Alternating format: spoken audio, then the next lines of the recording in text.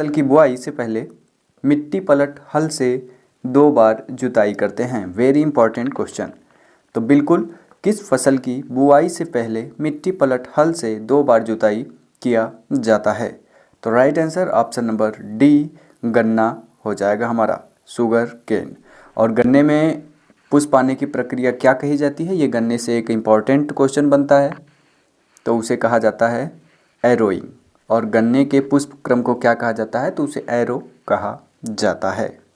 बिल्कुल, आप सभी लोग एकदम सीरियसली कंसंट्रेट भाव से वीडियो को देखा करिए। बिल्कुल ये मत देखा करिए कि किस वे में हमको मिल रहा है और क्या हो रहा है, आपको समझ में आ रहा है कि नहीं आ रहा है, ये आप लोग ज़रूर बताया करिए। बिल्कुल मेरा ये मोटो नहीं रहता है कि आप लोग कमेंट करिए, सब्सक्राइब करिए या ना करिए, वो आपके ऊपर है। अगर अच्छा लगता है तो एक लाइक ज़रूर किया करिए। आपके लाइक से ना हमें मोटिवेशन मिलता है कि आप लोग को अच्छा लग रहा है सेशन और आप लोग चाहते हैं कि इसी तरह कंटिन्यू चलता रहे। और जल्दी हम लोग इंग्लिश लैंग्वेज का, काफ़ी भाई बहन का रिक्वेस्ट है कि इंग्लिश लैंग्वेज में शुरू किया जाए, तो हिंदी और इंग्लिश बाइलिंगुअल लैंग्वेज में हम लेकर के चलेंगे सभी सब्जेक्ट को। और बीच बीच में आपको एक अलग से प्लेलिस्ट बना देंगे हम जनरल एग्रीकल्चर का। उसमें आपको जो भी जैसे रिवोल्यूशन वगैरह होता है, जितने भी हमारे छोटे टॉपिक होते हैं जो जनरल एग्रीकल्चर के होते हैं, तो वो सब आपको वहाँ पर प्रोवाइड करवा दिया जाएगा। बिल्कुल, चलेंगे नेक्स्ट क्वेश्चन की तरफ। भू परिष्करण से भूमि में रंध्रावकाश क्या होता है? Very important question.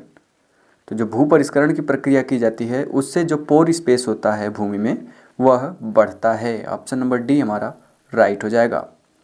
अगला प्रश्न है, द्वितीय भू परिष्करण के यंत्र का कार्य है। जो सेकेंडरी भू परिष्करण के यंत्र होते हैं द्वितीयक, उनका क्या कार्य होता है?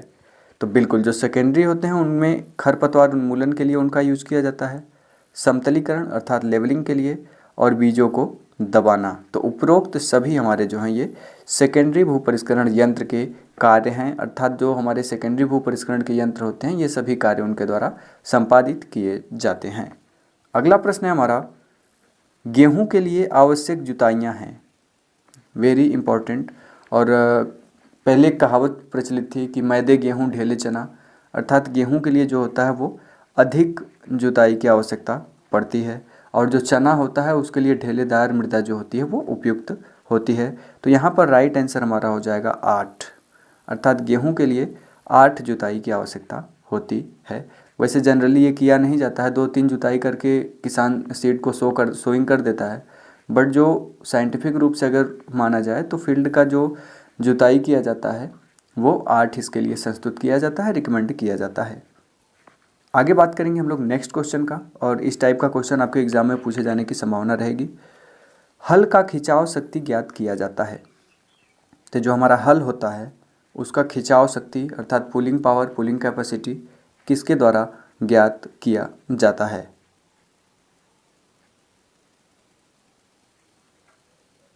बिल्कुल, राइट आंसर जो होगा वो हमारा हो जाएगा डायनमोमीटर के द्वारा। ऑप्शन नंबर ए बिल्कुल सही जवाब होगा। आगे हम लोग बात करेंगे, बेड़ी द्वारा कितनी गहराई से पानी उठाया जाता है? बेड़ी जो है ये पूरा प्राचीन समय में यूज किया जाता था, बट अभी ये करंट समय में इसका यूज नहीं किया जाता है। तो बेड़ी के द्वारा जो पानी उठाया जाता था वो लगभग 1 से 1.25 मीटर की गहराई तक उठता था। तो यहाँ पर हमारा जो ऑप्शन है वो पहला सही हो जाएगा, 0.9 से 1.2 मीटर। ऑप्शन नंबर ए बिल्कुल सही जवाब हो जाएगा। अगला प्रश्न है हमारा वेरी इंपॉर्टेंट, बाहर से भीतर की तरफ जुताई करते समय अंतिम कोण को क्या कहा जाता है? फटाफट आप लोग जवाब करें, उम्मीद है कि आप लोग इसका जवाब करेंगे।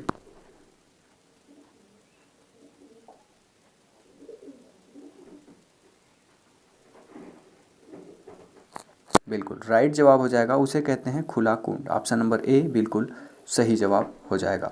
वहीं बात करेंगे अगले प्रश्न पे, पानी उठाने के यंत्रों में पशु चालित नहीं है। तो कौन सा ऐसा यंत्र है जो पशु के द्वारा नहीं चलाया जाता था? तो मायादास लिफ्ट जो था ये पशु के द्वारा था। बलदेव बाल्टी का भी पशुओं का यूज़ किया जाता था इसमें भी, और चरसा में भी पशुओं का किया जाता था। बट जो ये चेन पंप थी, ये चेन पंप में पशुओं का यूज नहीं किया जाता था। चलेंगे नेक्स्ट क्वेश्चन की तरफ हम लोग, पानी उठाने की सबसे अधिक कार्य क्षमता किसकी है? 1-2 क्वेश्चन आपको एग्जामिनर फंसाने के लिए देता है इस टाइप का। तो सबसे ज़्यादा जो कार्य क्षमता है वो है हमारा चेन पंप डबल का। Right answer option number D हो जाएगा।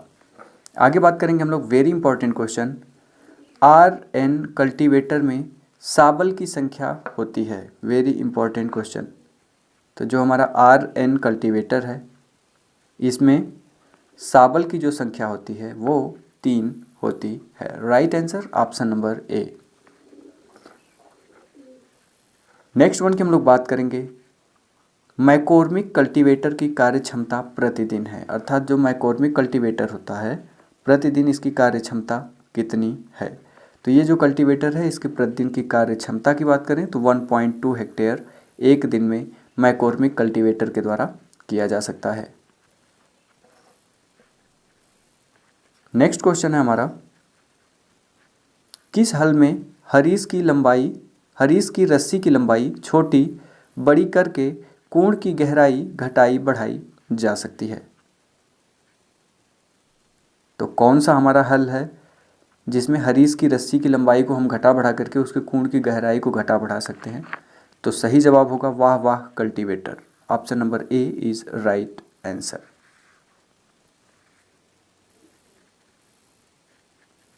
नेक्स्ट क्वेश्चन हमारा, लीवर के द्वारा किस कल्टीवेटर की चौड़ाई घटा बढ़ा सकते हैं। Very important question.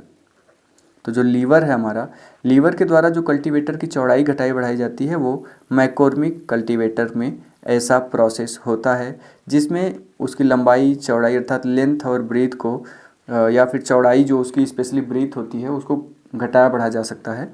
वह प्रक्रिया लीवर के द्वारा संपादित की जाती है या प्रोसेस किया जाता है। नेक्स्ट क्वेश्चन है, किस कल्टीवेटर में बोल्ट को खोलकर आगे पीछे करने से कोण की चौड़ाई घटा बढ़ा सकते हैं। कितना माइनर सा अंतर है इसमें, बट ये क्वेश्चन बनेगा और बनता रहा है एग्रीकल्चर से। इधर से क्वेश्चन बन जाता है, फिर इंजीनियरिंग में क्वेश्चन जो बनता है वो वाटर फ्लो से बनता है, पार्सल फ्लूम, वो जो 90 डिग्री वी नोच वगैरह है इंजीनियरिंग में भी वो आ जाता है, क्योंकि वहाँ पर सर्वेइंग लेवलिंग का प्रोसेस जो होता है वो टोटल हमारा इंजीनियरिंग के अंतर्गत आता है। और जो कंबाइंड रीपर थ्रेसर मोवर ये सब तो आता ही है। तो बिल्कुल राइट जवाब जो होगा वो हो जाएगा शाबाश हल। तो जो शाबाश है हमारा कल्टीवेटर, इसमें बोल्ट को खोलकर या आगे पीछे करने से हम लोग कोण की चौड़ाई को घटा बढ़ा सकते हैं। नेक्स्ट प्रश्न है हमारा वेरी इंपॉर्टेंट क्वेश्चन, सर्वाधिक खिंचाव वाला हल कौन सा है। सही जवाब हो जाएगा विक्ट्री हल। विक्ट्री हल की जो खिंचाव होती है ये सबसे अधिक होती है। नेक्स्ट क्वेश्चन, प्रजा हल का क्षैतिज झुकाव कितना होता है। जो प्रजा हल है इसका जो क्षैतिज झुकाव होता है वो 3 mm होता है। नेक्स्ट क्वेश्चन, वाह वाह हल का ऊर्ध्वाधर झुकाव कितना होता है। बिल्कुल राइट ऑप्शन 3 mm होता है वाह वाह हल का ऊर्ध्वाधर झुकाव। पंजाब हल का खिंचाव कितना होता है, टेक्निकल असिस्टेंट में ये पूछा हुआ क्वेश्चन है। बिल्कुल पंजाब हल का जो खिंचाव होता है वो 140 kg होता है। Right answer option number C हो जाएगा। नेक्स्ट क्वेश्चन है, किस यंत्र का प्रयोग नाली बनाने के लिए किया जाता है।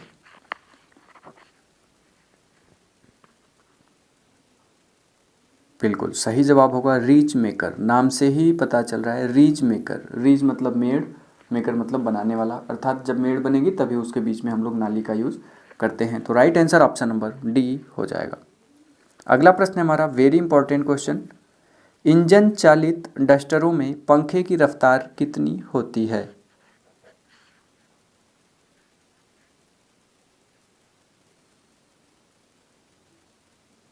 बिल्कुल सही जवाब हो जाएगा ऑप्शन नंबर डी 2200 से 2300 RPM। आर का मतलब राउंड, पी का मतलब पर, एम का मतलब मिनट, राउंड पर मिनट। नेक्स्ट वन है हमारा, शाबाश हल और शाबाश कल्टीवेटर की कार्यक्षमता का अनुपात कितना है। वर्किंग एफिशिएंसी का रेशियो पूछ रहा है आपसे शाबाश हल और शाबाश कल्टीवेटर का। बिल्कुल सही जवाब जो है वो हमारा 2:7 अर्थात 2 संबंधी 7 है। हल के खिंचाव का कितना प्रतिशत कोण काटने में लगता है? हल का खिंचाव जो होता है, टोटल खिंचाव, उसका पुलिंग कैपेसिटी, उसका कितने परसेंट जो बल होता है वह कोण काटने में लगता है? बिल्कुल, तो राइट जवाब है हमारा 49%। Option number D is right answer.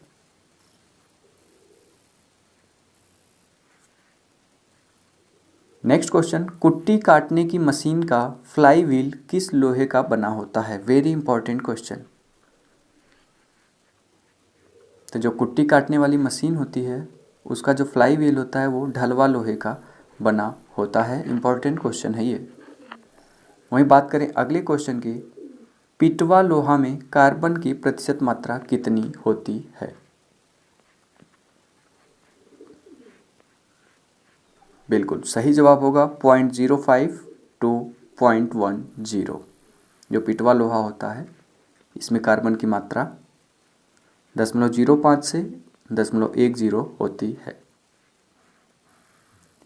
Next question हमारा, कल्टीवेटर के फार किससे बनाए जाते हैं? तो जो कल्टीवेटर का फार होता है वो हमारा मध्यम कार्बन युक्त इस्पात से बनाया जाता है। और ये क्वेश्चन इंपॉर्टेंट है क्योंकि कल्टीवेटर से अगर प्रश्न बना तो इस प्रश्न के पूछे जाने की संभावना प्रबल रहेगी। कल्टीवेटर का फार जो होता है वह किस धातु से बना रहता है? तो हम मध्यम कार्बन युक्त इस्पात का बना होता है। नेक्स्ट क्वेश्चन की हम लोग बात करेंगे, छेनी, डाई, आरी और ड्रिल किस लोहे से बनाए जाते हैं? तो जो छेनी होती है, डाई होता है, आरी होती है और ड्रिल होता है, ये सभी किस प्रकार के लोहे से बनाए जाते हैं? वेरी इंपॉर्टेंट क्वेश्चन है ये।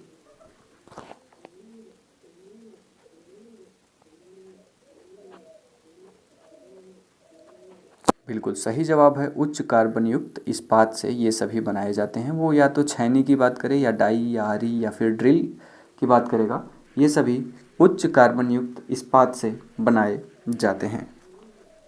अगला प्रश्न है, जुताई की किस विधि में खेत के बीच में मृत कूट बनता है? Very important question.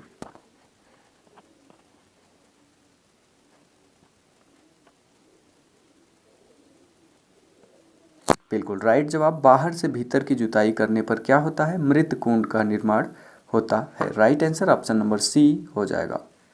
अगला क्वेश्चन है हमारा, जुताई के समय खिंचाव केंद्र स्थित होता है। तो जब हम जुताई करते हैं तो उस समय जो पुलिंग सेंटर होता है वह कहाँ स्थित होता है?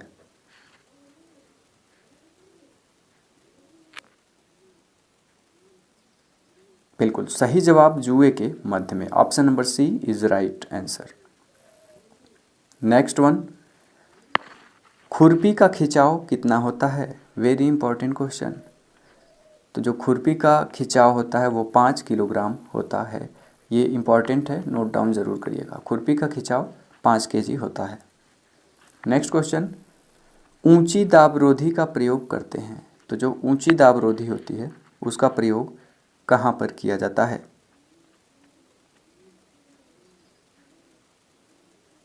बिल्कुल सही जवाब है ट्रैक्टर चालित हल में।